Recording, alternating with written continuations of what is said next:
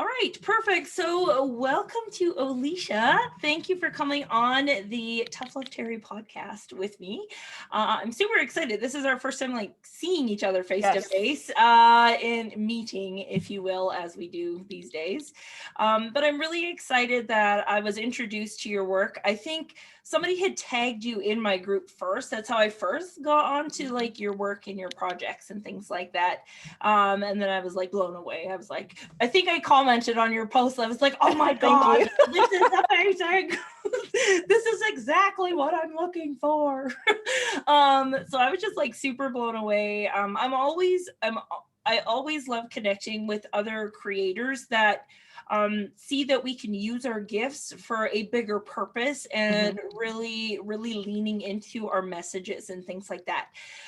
So I'm gonna now shut up for a minute and let you talk. So give us a little bit of context, like why boudoir, first of all? Like what was it that you saw that you were like, somebody needs to do this?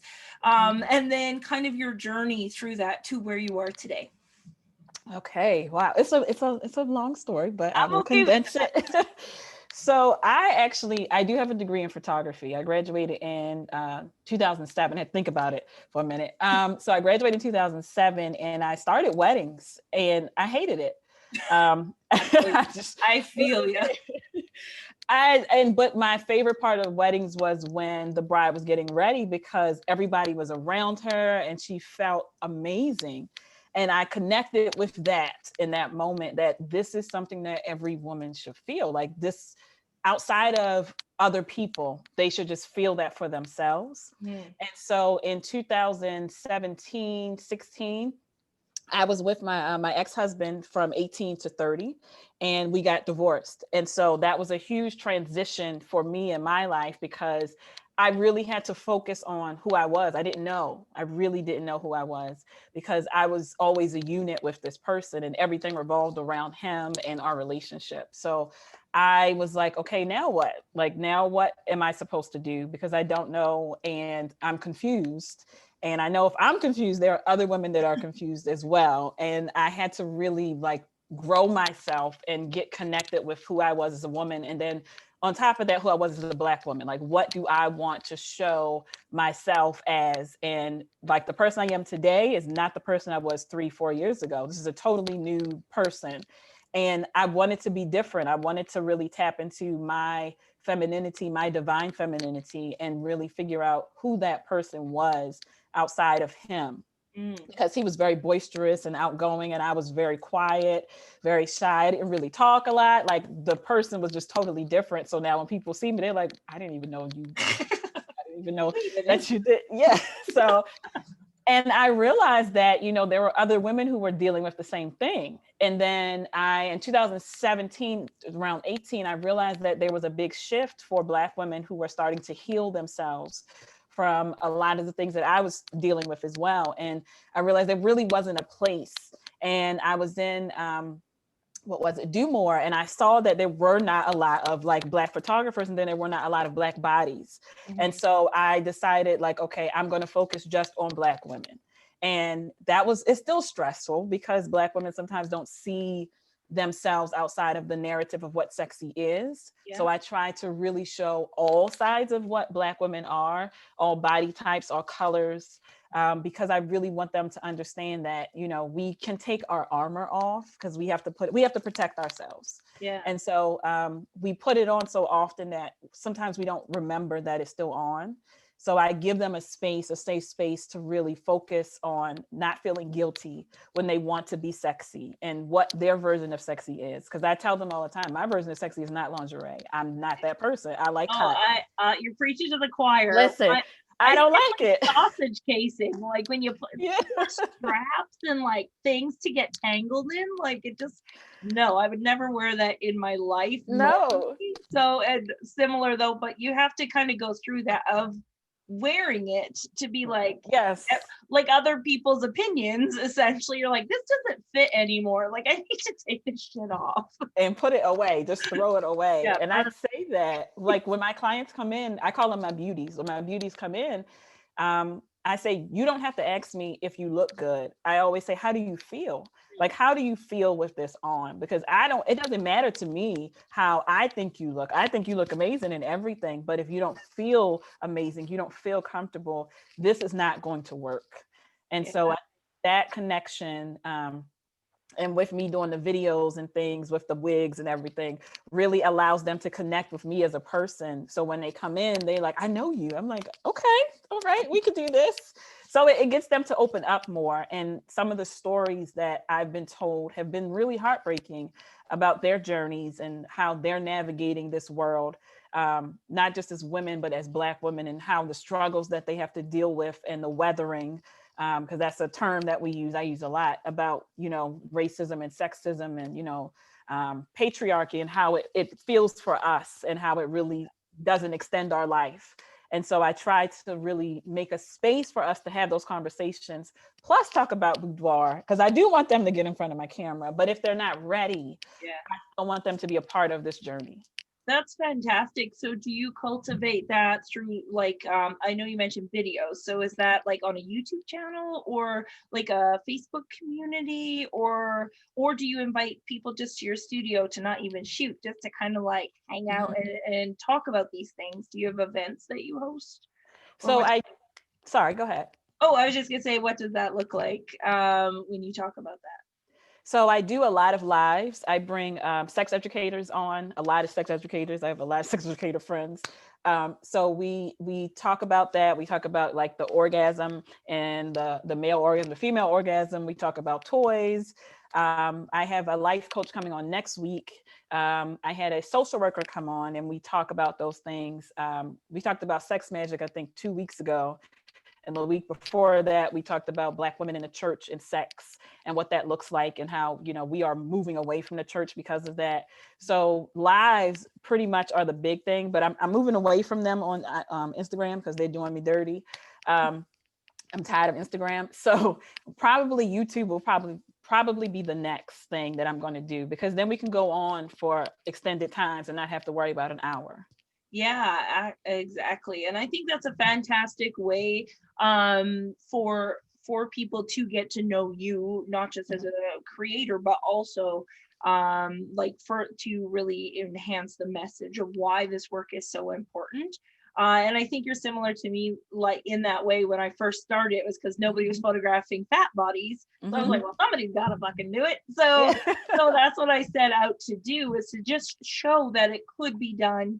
But then very quickly it turned into, okay, but there's something more here. Like photos are just the safe thing now, which to most people would be like, what? But yeah, it's safer than let's talk about your deeper issues. So providing those safe spaces, or even just starting those conversations, if people don't want to engage, they can still listen. And it really does help, I think, like you mentioned about the weathering piece of it. I think it goes to the building back up. So that way, every time they watch a video of you talking, it's like, okay, they're just a little more confident when they came in. And I think that's like such an awesome power that we have as creators, that we can go further than just taking pictures, if you will, that way. So now you did mention, I want to break down a little bit. You had talked about at the beginning was kind of like this idea of divine femininity. So I want you to elaborate a bit more on that, and like, what does that look like to you? Like when you say, because I'm assuming that you maybe didn't have what you would consider divine femininity, and then how did you know what it was when you found it? I didn't. I did not, like, at all. I'm not even gonna lie, I didn't. And it's an ever-changing, thing. Really, to me, it's really tapping into. For me, I'm very spiritual, so a lot of what I do is with ancestors, crystals, all that good shit. Like, I'm all about that, and it's really tapping into those women who came before me. Beautiful. And honestly, it's, what were they able to do, and what can I do now that I have the resources that I have, and what does that look like? So again, with that purpose, my purpose, I know, is to help others heal. Like, that's just who it is. Based on my story and what I went through, I don't have a choice. So I have to, express to them, like, when you really tap into the person, the strength that you actually have, not the shield you put on, but the strength that you have within you, that has always been there, literally just waiting for you. That's when you get to that moment where you're like, I can do anything. Like I have a group that I talk about. I wrote a journal based on my life and what I went through with my divorce and all that. And we meet every Sunday, and I ask them, who told you that you had to be humble? Like who does that work for? Because it doesn't work for you. Because when you are humble, you take away from your beauty, you take away from your accomplishments. So who told you that you have to be this way? And if not, tapping into that divine femininity is like, I'm confident in myself. So when I'm confident in myself, I'm not going to let anyone stand in my way. And then that imposter syndrome doesn't happen because I'm confident in everything that I'm able to do, because I'm tapping into that reservoir that is always filling. That's like super fantastic. That is the one thing that I always tell people. I'm like, when the need to share overpowers, like the necessity for you to do this work will overpower any fear that you have of not doing the work. Yes. Or of doing the work. Like the thing is, we all have fears at the beginning when we're stepping outside the comfort zone. We're like, oh, what are people gonna think? What's gonna happen? Yes. But if you can stay focused on that purpose, like what will happen if I don't share this? And what will happen if I don't tell my story? And kind of flip that narrative that we have in our head that always tells us like, okay, but maybe you shouldn't. We need to flip it and say, but what if I did? And like, what are the positives that will happen? And all of a sudden that outweighs any fears that happen, because it's like, it's not about me anymore. No. It's about them, and it's about helping more people than just myself now. And I think that's amazing that you were able to do that. It's very scary. It's scary, but absolutely. The fear doesn't go away, but I think it doesn't. But every time you take that step, and you probably know this too, is like every time you do that thing, it like emboldens you to go back again. And to do even harder things that are still scary. It doesn't take the fear away, but it makes it more courageous. And I would assume that having that connection to your ancestors and things like that makes it easier, because you don't feel alone to take that step, right? To say they did hard stuff. They did really hard shit and they didn't even have what I have. Right. And so that kind of like makes you feel supported in a way to move forward, to carry on your message. And I think that's super beautiful. So now you have a new project. I don't know if it's new. Is it a new project? I started maybe 2 years ago and then just dropped it. And then I brought it back again. Okay, so it is the Negus Project. Yes. Which is what originally was the thing that I commented on. I was like, yes, amazing. So can you explain a little bit about the project itself, but also what inspired it? For me, I've been single for a while now, and it was just one of those things where I always meet people. I always meet someone just randomly. That's just how I am. That's my personality. That's just what they gave me, and I stick with it. So I don't know what it is. So I was at an opening. Toyota was having an event, and I went, and it was through Very Smart Brothers or something in DC. And so I went and I met a young lady, and then she introduced me to this guy whose nickname is Cornbread. And so I was like, okay, you're a grown man. Okay, we're gonna go with it. So, and I met him, and I was just astonished by how open he was as a Black man to say, like, I'm going to therapy. And this was the first day I met him. And he was like, yeah, I'm going to therapy. I just found my therapist. I've been looking for a year for a Black man as a therapist. I have abandonment issues. Like, it was a lot. And I was like, wow, this is interesting, because I've never met a man who would just come out and just say, yeah, I'm going through all this stuff, but I'm still cool. How about you? And so as we got to talk, I was on his podcast, and we really talked about, what it is that we are dealing with and why therapy is so important, especially for Black men, because they usually have this thing, which most men do, about, being strong, not showing emotions. And if you show emotions, there's something wrong with you, or you're seen as more feminine. And so as I was speaking to him, I asked him, would you shoot? Would you be able to? Would you come on? I would like to shoot you. The first time it was horrible. It was bad. I didn't know what I was doing because I had never shot a guy before. So I was like, this is horrible. And so like 2 years later, we were talking and I said, I would really like to try again. But this time I want to ask you some questions that go along with that, because I know he always deals with body issues. He's a bigger guy and he always talks about, yeah, I know I'm smart, but my body is what I've always had an issue with. And he's always working on his body. So he said, I'm down. And I was like, okay, cool, let's do this. And so I asked him, I said, you don't have to take off your clothes, but if you would like to, I'm going to shoot and we're just having a conversation. And he was down, he was cool. And so when I asked him questions about, being vulnerable, what does that look like for you? And he said, I don't connect with that word. And I'm like, but when we talk, like you're very open and honest, but that word for him is not in his vocabulary. So I thought that was odd because I'm like, but I said, okay, I'm not going to argue with you, because he always says I argue with him. And I'm like, no, I'm just opinionated. There's a difference.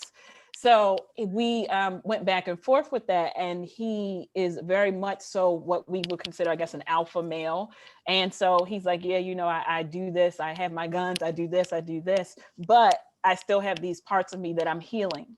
And I'm fine with telling other men that, yes, you should go to therapy. Yes, I'm all about mental health. And he wears it, like he has a hat. He has all these things that he wears and he talks about even on his podcast. And we've done lives together where we've talked about this. And he's like, yeah, this is something that is important because I want them to see it. And he's like, there's no man that's going to come to me and say, you go to therapy, your big ass go to therapy. And he's like, they're not going to look at me like, oh, you're this or you're that. They're going to say, oh, you go to therapy too? Okay, so if you can go, maybe I can go too, because you look like, a man's man, whereas someone else wouldn't look like a man's man and go to therapy. And so from there, I decided to reach out to other men and say, would you be interested? Of course, it was, you want me to do what? You want me to take my clothes off and talk about, I'm like, you don't have to, but if you want to, that's amazing, but no, you don't have to. And I recently did a couple session and I asked the guy while his wife was getting her makeup done, would you be interested in just shooting? I said, you don't have to take your clothes off. We can just talk.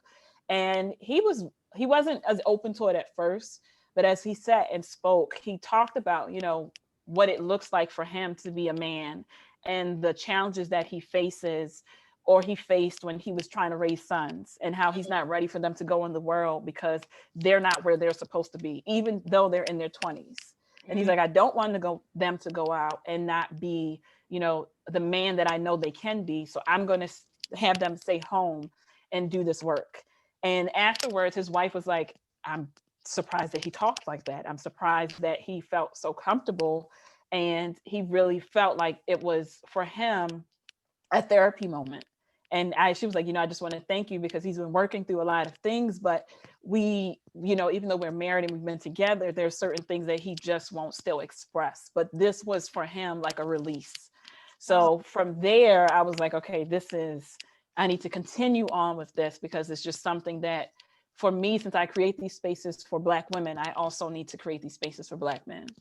Yeah, and I think that's so amazing, like men in general, but even with Black men, it's that much more difficult, I would predict, to feel like you always have to uphold this sort of persona. And then, yeah, I think it's interesting to me because it always is like women end up creating the spaces to make things happen. And I think that just goes again, another testament to women to say somebody's gotta like deal with this shit, and like somebody's gotta do it. Because I did a similar thing here in my city. After I had done it with women about body image, was like I used to have these events where I'm like, I just want to learn more about how body image manifests for people. And so I did it with women twice, and I was like, oh, you know what, men probably would like to do this too. So they were all on board until they had to come together in person. Yes. Together, and nobody showed up.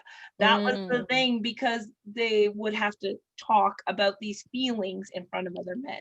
They were fine to talk to me about it one-on-one. And so that's when I realized, similar to you, like normally I don't photograph men, but if somebody comes to me and they're like, I'm really like, I need advice about body image, I will invite them into the studio to do a photo shoot to talk about a similar, to do the similar thing, because again, the photo shoot's the safe piece to it. Yes. And yes. then it allows us to be like, so body image and like, you know, roles that you're expected to play and stereotypes, you know, and it's just like chipping away at that kind of facade that a lot of men have to carry. So I think that's really amazing. So when did you restart it again? Like last year? I actually, I was like, what's the year? This is 2021. Yes, last year. I think about it. Yeah. So and it's just going to be an ongoing project for you? I really want it to be an ongoing project. I actually have a shoot with a couple, actually 2 guys this weekend. And so I'm excited about that because I know that I have a questionnaire to ask them, like, you know, why do you want to do this? And the one guy was like, I just really want Black men to see that this is possible. Like, this is something that we need. And I want to be a part of this because I want to show them that you can do this. And I'm like, okay, I'm down. Let's go.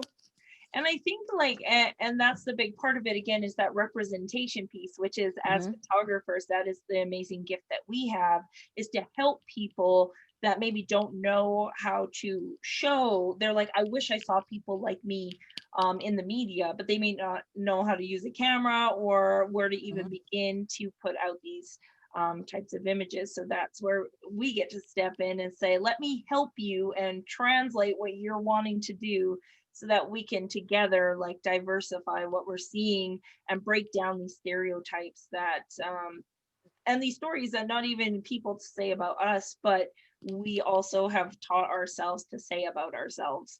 Yes. And I like that's one of the things I was like, oh my God, you're doing the Lord's work, whatever you want to call it. But I think it's like so impactful and necessary, especially now more than ever. Conversations are being had around all the topics: mental health, body image, like all of these things, but men primarily have actually been excluded from a lot of these conversations. True. And even in my city, for men to get help with like eating disorders, they actually have to go to the women's health clinic. Oh, like, what the fuck? Wow. Like, no, they're not gonna do that. So then they turn to the internet, and all they do is like over exercise, under eat, and continue to perpetuate these not super great ideals about bodies, you know. So yeah, so I think it's important for us to keep having these conversations, to create these safe spaces for people to just like unload. Now, so because you're going a little further than just taking photos of people, you are doing like therapeutic kind of work. How do you take care of yourself to make sure that it doesn't chip away at you? Because like you said, as a Black woman, you're already weathered, right? Like you're already taking a lot of stuff on. And so then now you're like actively like, give me your shit too. Let me add that to the pile. I can imagine that would almost exacerbate too, because you are now like, you have your own kind of experiences, right? But now you're also taking somebody else's, which can, I would assume, further enhance the representations of the stories you tell yourself about yourself, right? So I could see how that could be very exhausting. So how do you take care of yourself to make sure that you can go back and keep doing this work, because it is so important? The one thing is my community. Like, I have a really, really good community, which I didn't have previously. So within the last, I would say 3 to 4 years, my life has changed dramatically. And so I now have a community of like boudoir photographers who are all Black women who I can connect with. We talk every day. I have a community of just friends that I can contact. Of course, I have like my tarot cards, not tarot cards, my oracle cards and things. And so I have an ancestor altar. And so when I'm really feeling overwhelmed, which is not, it doesn't normally happen, but if I am at that point where I'm just like, I need to take a load off, I need to do some shit. So either I will take a walk, or I will just, sit and try to do meditation, which is hard as shit for me because my brain is always moving. It's always working. So I'll do like a guided meditation on YouTube, which will really help me to connect. But the other thing is my family. Like my family supports everything that I do. I would not be able to do what I'm doing without them. Even my dad is like my number one fan. And so I'm the boy that he never had. So I'm like, we're here because we talk every single day. And so he is like, well, what did you do today? What's this? What's that? So I'll talk to him. But again, with that, a lot of what I'm doing with that project also comes from watching him navigate things that he has to navigate that he doesn't, because he is, this older Black man, and that just wasn't therapy. Was just his therapy. I go to the movies. That's his therapy. And I'm just like, sir, that's not okay. Do you? But watching that also helps me navigate. And my sisters, I have 2 sisters, and we talk all the time on WhatsApp. And so we really are, for me, just tapping into them allows me to do that. And understanding that a lot of these things are not for me to take on. So I will just take them and just lay them, like I will think in my mind, I will have this vision of myself just taking these things off and just putting them down because they don't belong to me. Yeah. And so that's how I really tap into that, like that divine femininity. I will tap into that and say, I know this is not my energy. And I recognize it immediately. And then I'll just say, release whatever this is, I need to release it. And that's what I do. I just envision that being released. And that plays a big part in what I know that I am supposed to do. Because I know I'm a healer. So I know that I have to make sure that, again, that within that healing, I also have to be able to heal myself. Yeah, exactly. And I think that's really important. And I love that you have such a strong support system. I think and not just in one, like not just family, but you've managed to cultivate like these beautiful groups of people that are able to support you from different aspects. Because it's hard sometimes being an entrepreneur, for sure, that when we talk to just like our friends that we grew up with, and we're like I just work like a 17-hour day, and they're like, what the fuck is wrong with you? And we're like, but I love it, it's insane, but they don't get it. No. And so to have these little groups and little pockets of people that get it from all the different aspects, I think is so important to have. And I always tell people, like, you don't need 1,000 friends. You literally just need like core groups that you can go to say, hey, I feel like shit today, and like I feel like I've fucked up and I need your help to just like, can you carry some of mine for a minute? And that is like paramount to creating a sustainable healing practice, I think. That's what I also have had to learn after almost burning out, like in 2018, was that and so was there a point in your life, and maybe not in terms of like doing boudoir or things like that, but maybe before, where you would take on other people's shit? And like, I always say it's our ego that's like, I can change you, like, let me heal, I think like people that are natural healers, it's very easy, especially in your 20s, when you think everything's about you anyways, that you're like, I will be the one that can save the day. But with that, that's when I think you also learn, though, to feel the difference between, I don't think this is mine. Like, do you do that when you're like, I feel some kind of way, and then I'm like, I don't think it's mine, though. It's so weird how it works. It's like, oh, why am I wearing somebody else's jacket? Like, no. It's horrible. It's horrible. I lost a friend that way, because whenever I was in her presence, I felt really depressed and I could not handle it. And I would have nightmares, and I'm like, I don't know what this is, whatever you got going on, and sage, all that's not working. It's not working. I can't do this. Like, this is like too much. An amethyst at her. Yes.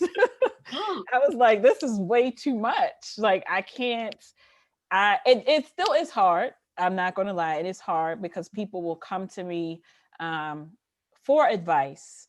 And I did a tarot reading at the beginning. This is the same as January, at the beginning of the month. And one of the things she told me was, you are going to have to set up extreme boundaries, because it's going to get intense. So you're going to have to set up boundaries because, and I already see it. People will ask me questions. People will say, well, can you do this and do this? Especially in the spiritual side.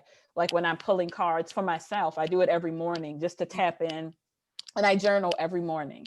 And that to me helps me to process and just get ready for the day. And I see a difference when I don't do that than when I do that. And that also helps to give people the space to say, okay, I can do this for you, but it's going to have to be at this time. I can't do it before this time, and I won't do it after this time. So you have to meet me at this space at this time. And I'm more than willing to do this with you. But any other time I cannot. But definitely when I was like in my marriage, that was a big thing. Like I was the person that was doing everything, finances, everything, to how everything. I had to make sure that everything was taken care of. And it really did put a heavy load on me. And then when it ended, I felt a sense of relief that I didn't know that I was waiting for. But it had to happen, and for me to, you know, release that and to make it the space to get everything else that I'm supposed to receive, which I could not because I wasn't supposed to be with that person and I didn't recognize it. So that was a big deal. I think that's a good piece though too, because a lot of people I don't have a shit ton of people that listen to my podcast yet, but the people that do are mostly creatives, like other photographers and things like that. And I think you hit on a really important point, is that when it's almost like when you struggle so hard to take on stuff that's not yours to begin with, you are eliminating the possibility for yourself to have space to hold the things that are for you. And I think it's really important for us to be like, wait a minute, this isn't mine, let me just put that down. And then it's like, oh, here's what you've been waiting for. But you can't do that until you put down everybody else's stuff.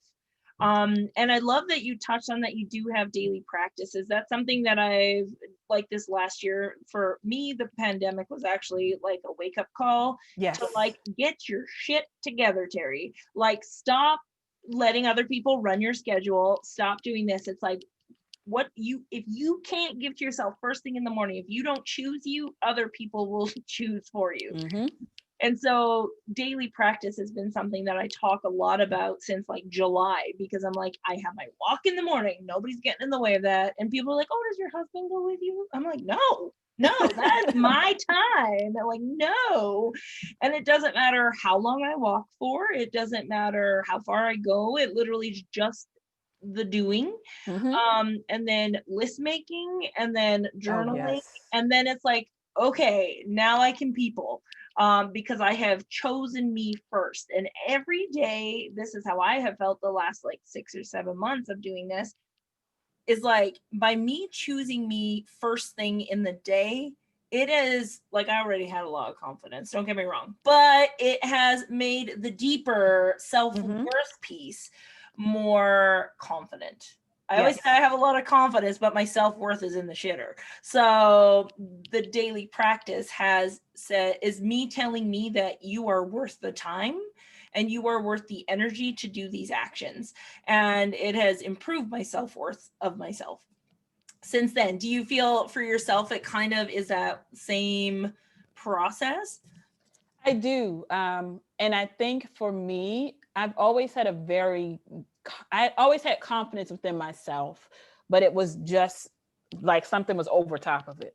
And I had to remove that. And I didn't know what that was until I really had to stop and look at myself and really be like, what the fuck are you doing? Like, what's going on? Like, what are you doing? Like, I really had to have that, what they call that come to Jesus moment. It's like, what are you doing? Why are you living like this? You know, out of all the work that, you know, your grandparents, your mother, you know, because my family is immigrants. My mother is an immigrant, my grandparents, all immigrants. And the work that they put in for me to just not do anything was like, I can't do that. Like, that's not how this is set up. And then recently with the sex magic talk, what she was saying is that, you know, we can't keep saying we are worthy. We have to say we are aligned. So I was like, oh, I was like, that, I'm going to write that down. So she was like, I am writing that. Yeah, she was like, you know, when we say that we are, we deserve or we are worthy of something, that puts us in like a victim or trauma space. But when Mm. we say I am aligned, it's telling the universe that this is supposed to be for me because I am in this vibration of I'm whatever that here is. now. Yes. Yes. I like that. Thank Yes. you. I love that too. I was like, I'm gonna write that on everything Yeah, because that's a new mantra. Fuck work. yes. Yeah. I didn't realize it until she said it. And I was like, wow, that makes a lot of sense. Like I'm supposed to get this because I went through this. And that's not what it's supposed to be. Yeah, it's like I moved through it and now this is where I am. So Mm-hmm. now I deserve these things. Yeah. Because because I guess all along you are worthy of what, like, the good stuff all along, no matter where you are in your life. You just maybe aren't in alignment to receive it yet. Yes. And so that is a fantastic thing. Thank you. You are welcome. I had to pass that on because I was like, what the I was like, wait a minute. Okay. Let me write that. It really put me in a different space. When she said that, I was like, wow, I never thought about it so like much that. control. That's Yes. the piece that I'm like, automatically I'm like, I decide. Yes. Like I get to choose what, like, to say, like, what, basically it makes those tough talks with yourself a little easier to be like, what the fuck are you doing? That's me. That's like, that's my soundtrack too. It's like, okay, girl, we've had enough of that. Like, you need to move on. Like, yes. but I think a big part of that too, like having that inner dialogue, and it sounds like you have a similar inner dialogue to where you can kick your own ass, like very self-motivated to be like, okay, enough. Like, get off your keister, let's go. Yes. I think a big part of that, when you were younger, did you journal a lot? Did you write when you were younger? I didn't, but I was very creative. Like I was I had a business every other month. I made skirts out of jeans. I had like an easy bake oven, but it wasn't an easy bake oven. It was the one you can make the bugs with. So I was making those. I was very much into to art, into nature. Like National Geographic, Discovery Channel that was all I did. And read. I'm still an avid reader. I can read a book a day. So it was always like just being in my imagination was so big for me. And I think when we are in that space so often and cultivating that kind of connection to, that is our inner, I believe that is our inner self being like, let it out, like, let's explore this, and like there's a connection to something bigger than ourselves, that I think keeps that, I imagine it like, the cups on the string, like the telephone game. Yep. Because I feel like my connection to the universe is like that string is so very strong because I keep listening to like the ideas that I have. I'm like, I don't know if it's gonna work, but let's try. Like I just listen to what I'm being fed into my head of these ideas, like you, and they may not work, but they might work for a short time, and you always learn something in doing the things. And I think that just strengthens that connection. So that way, when it comes time and you realize things don't fit you anymore, and I always say, like, those times in our lives that are difficult, when we are in not super great relationships or friendships or things like that, they served a purpose at the beginning. They were there and they fit at the beginning. But then people used to call me Teri 2 years, because like the first year's the honeymoon phase, and then the second year's like, wait, is this really like in alignment with me? And it's like, usually no. So then I would quit, like break up, whatever it was, and move on. But it is that feeling of like, okay, I don't think this is for me anymore, but I need to move. Because you had mentioned that you had like all these ideas and you would execute all these ideas, do you like change? I do. I actually do. I am the person who, which is weird to me because I love stability. Like stability is something that I crave. I'm still working on my root chakra, all that good stuff. But I will come up with an idea and I will do it immediately. Like I don't even think about it. I'm just like, this makes sense right now, so I'm just going to do it, and I will do it. And for me, I think, like I said, the biggest thing was because I had to start over at 30. It doesn't really scare me anymore to start over. It may scare like my family and my parents because they're like, what are you doing? Okay, wait, what's happening?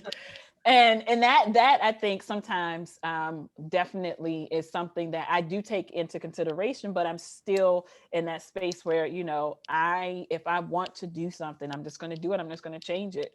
And so that's why my wall is like it is. This is like the 5th iteration of this wall, because I keep changing things. I'm a DIY queen. I DIY everything in my studio. And And so go that's ahead. the beauty of having a studio. That's why I Yes. love it. I'm like, it's like playing Barbies back in the day, like where you got to decorate and change your house all the time. Yeah, I'm fine with that. I love it because I find that if you are not in motion, you are stagnant, and stagnant to me is death. That's just what Mhm. it is. You're not moving. You're not even existing. You're just there. And Yeah. I don't like that. I like to be in thrive mode and not survival mode. I love that. So what are you learning now then? Like what is something that you're actively like either doing that you've never done before, or what's happening? Because if you like me are something that's like I have an idea but I don't know what I'm doing, but I'm going to figure it out. So what is that for you right now? Honestly, with the boudoir for Black women, it's really trying to figure out how to make that work, Hmm. and putting all the pieces together, and allowing people to help, because I'm the person who's like, I can do this all myself. And so allowing people in to help has really been something that I know I have to work on. And so I've been doing that more and more because I know I can't do all things by myself. Mm. So really allowing people to say, I can do it and I will get it done. Cause I'm like, oh, I can get it done today. Yeah. It's gonna take you a week. Like I'll do it. So that is just allowing people that space has really been something that I've had to learn within the last, I would say 6 months, is just allowing people their space to do it. If they fuck up, then I can go back and change it, but I still have to give them space to do it first. And that's hard as shit for me. I'm not gonna lie. It really is hard because I am a person that's like, I'm gonna do it out. This is what you have to do it. Okay, thanks. Out. And that's it, but not anymore. I think you and I were made from the same cosmic stardust or some Yeah. shit, because I'm like, I feel you. Like when I came up with the Boudoir University back, like Mhm. I came up with that idea in July and I knew I needed other educators on board. And I was like to my assistant, I'm like, if it was just me, this shit would have been done in August. Yep. But then I was like, but I'm gonna give them like lengthy like time to get stuff done, because it's not a nice expectation to put on other people to work under the timeline that I would. I'm like, it's not fair to other people. So I was like, we'll give them like 3 months to do this stuff. And I lost excitement like halfway Yes. through, because I was like I procrastinated my own portion, like part in creating for it, because I was excited at the beginning, but then I had to wait. So I Mhm. had to like figure out how to motivate myself again while waiting for the timeline of other people, which it was a good lesson for me Yeah. to say, how can you be motivated when stress isn't the catalyst? Which is Yes. what I realized is what it was that was doing that. And yeah, I just think it's like, I told my VA when I hired them, I'm like, listen, I can show you how to do everything, but here's the main thing you need to know about me is you need to be ready to move when I'm moving. That's all I care about, is that I'm going to change my mind 1,000 times. And I need you to be ready to be like, Mhm. okay, where are we going? Instead of like, whoa, whoa, whoa. Do not do that. Yes. Do not slow me down. That is me. It's Yeah. hard. Patience is one of those things I'm working on. I really have to. I don't have a choice. And it's good because it slows me down to really get those messages that I'm supposed to receive. Because Yeah. like I said, my brain is always firing on all cylinders. So I'm always, always, always thinking. I have like 5 notebooks just around my space. So I'm just like, I have to write, I got to do this. Oh, that was a good idea. So I have to learn to take that silence and not do anything. And Mm. that's hard for me. That's really, really hard. Yeah, that's definitely probably the hardest thing too, that I had to like start scheduling in for myself, was like getaways or like time away where there's no internet and the only thing I have are notebooks, books, and a bed to nap on. And then for like 3 days, that's all I do. If you're bored, you go for a walk in nature, you write in your notebook, you read, or you nap. That is Mhm. it.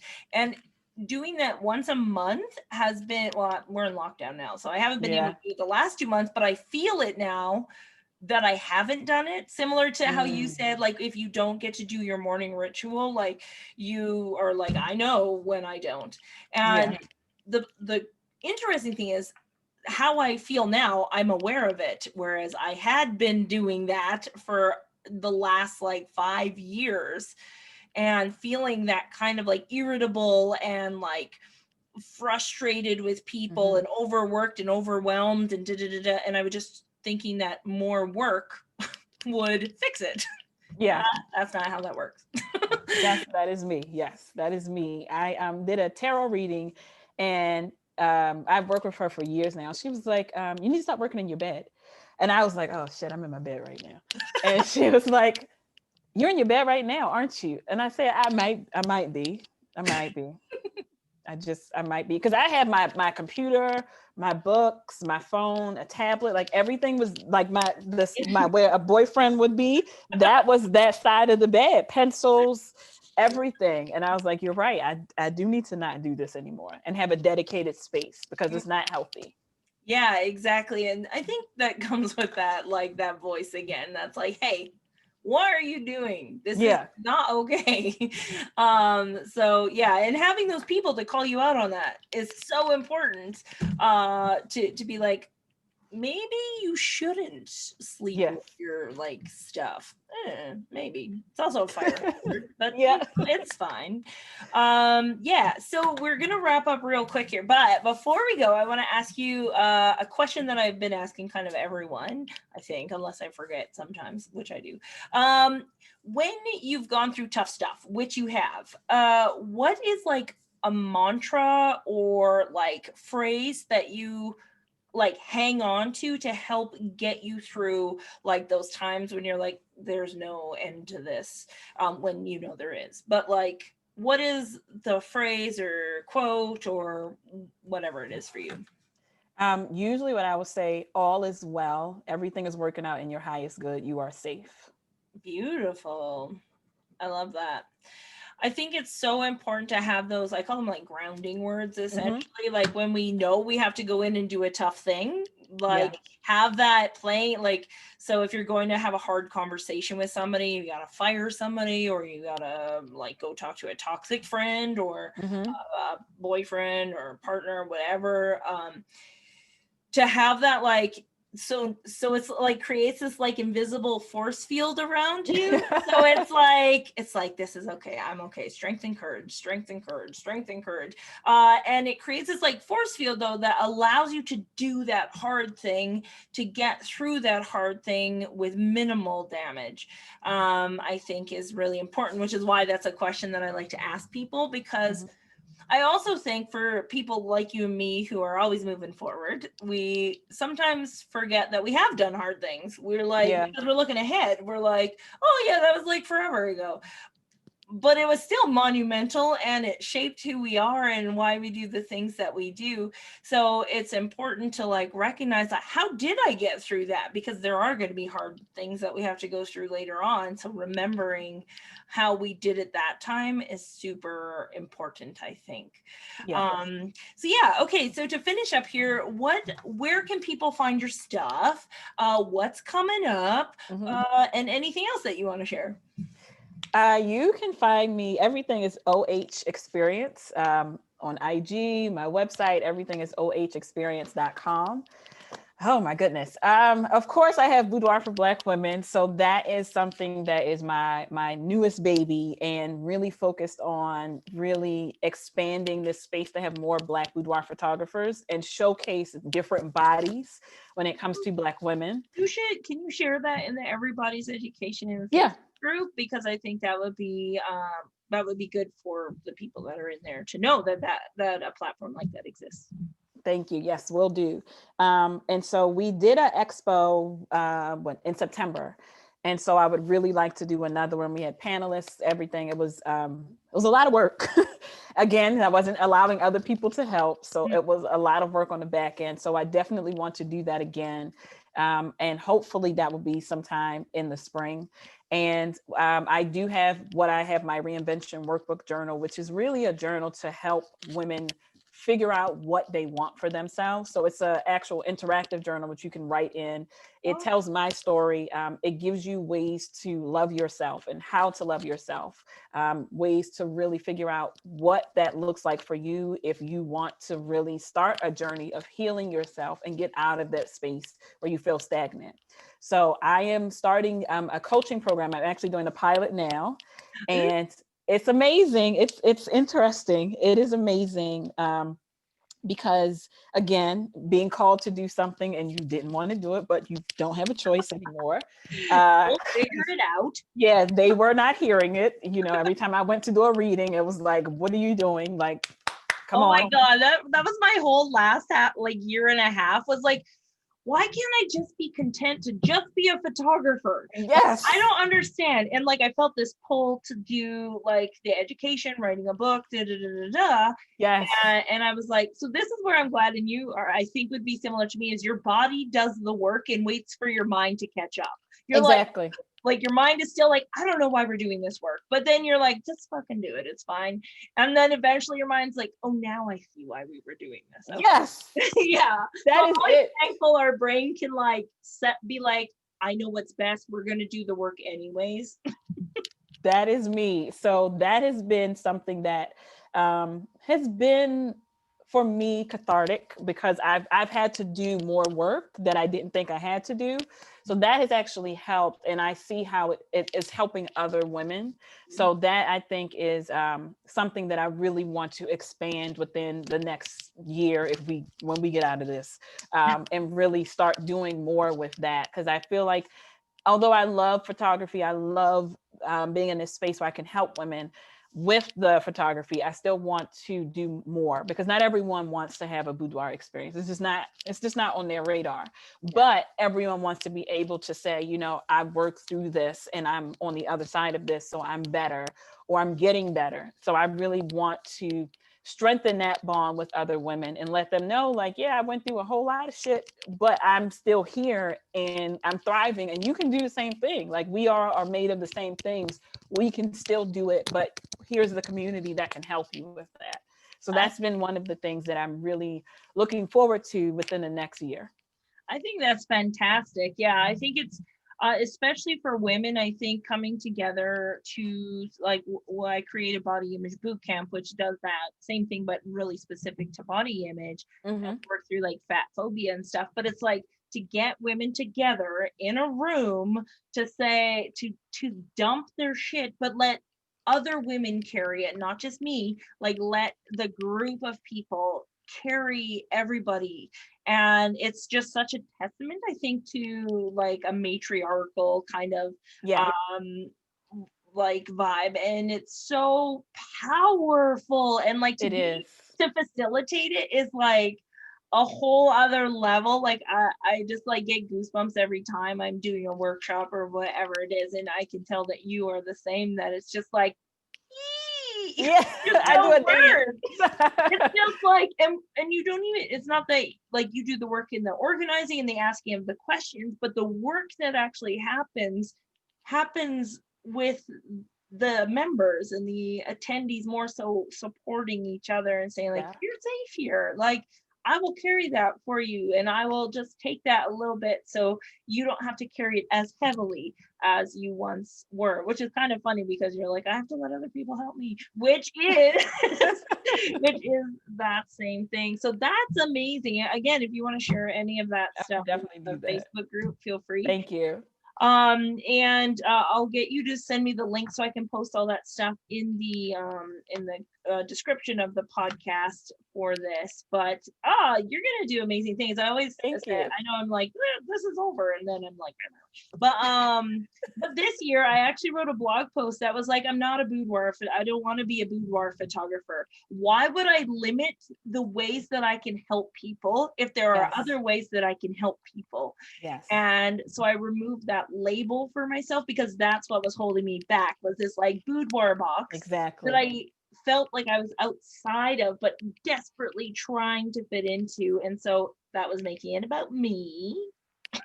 Yes. So I had to say enough about that. Just get rid of the box, burn the box down altogether, and just like be you and do the things that you want to do that will help as many people as you can. I feel that way. Yes. Especially on Instagram, because it's like, oh, you have to cultivate your feed. And I'm like, my feed is all over the place. Fuck that. Yeah. I don't care. So yeah, I definitely, I feel that. Definitely. Yeah, so that's awesome. And I think there's going to be more of that. That's one of the things with the Everybody's group that I'm hoping to foster, is to help people realize that they don't just have to be boudoir photographers, because I know a lot of them want to do more than just photography work. Mm-hmm. I think when you get into boudoir photography in general, you don't know that that's what it is, right? You're like, Yep. oh, it's just like, I just like it. Okay, but there's usually a deeper reason why. So, oh, this has been an amazing. I'm so excited. Me too. I was gonna do my dance. I do a dance. I know. I'm like, but I'm like super jazzed up now, so I love this. So you can check out Olesha's stuff. Everything will be in the description of the podcast. If you're watching this on YouTube, it will be on the description of the YouTube thing. And that's about it. You can also check out Olesha's going to have a course coming to the Boudoir University in the next quarter, which will be released hopefully by April 1st if we get our shit together on our end. But you can look forward to that as well. And what is your course going to be about? Just to give people a little teaser. So it is going to be about the Negus Project and how you really can help men to really foster that space to feel safe, to actually, if they want to disrobe, they can disrobe, but if not, to have those conversations about what it is to just be a man and how they can feel safe within that space.